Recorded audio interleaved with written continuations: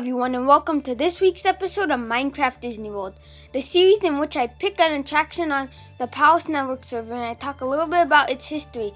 This week we're going to be taking a look at a much requested attraction, Test Track at Epcot. What's interesting about Test Track is that it wasn't originally Test Track back in October of 1982.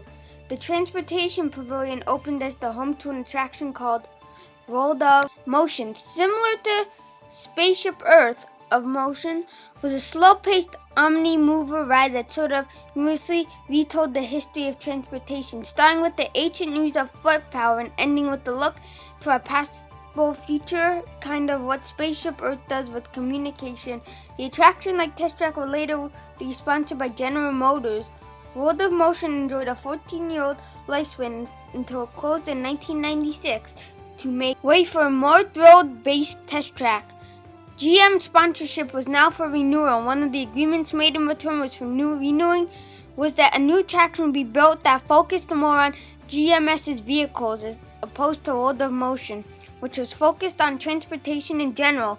So World of Motion was closed and everything in the pavilion was removed to make way for this Test Track. This process was meant to only take a year so that Test Track could open in May of 1997. Unfortunately, due to a long series of setbacks and problems, the ride was delayed for almost 2 years.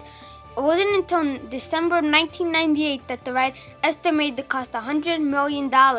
So its soft opening, and even then it was plagued with issues that caused it to shut down numerous times for months of ironing out the kinks. And Test Track was officially opened in March of 1999.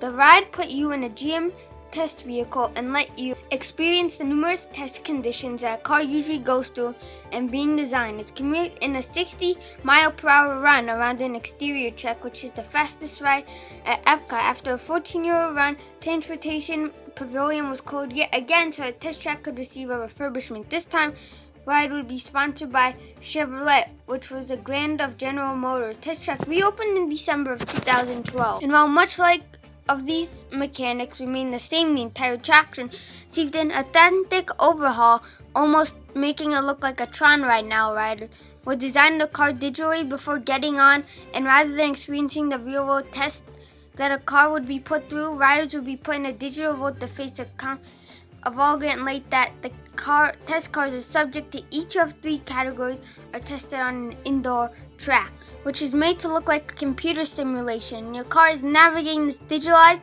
landscape so that it's a short look into the long history of Test Track. What started in the 1980s as a slow-moving ride about the history of transportation is now a fast-paced thrill ride placed on the cutting edge of technology. I really hope you enjoyed this video.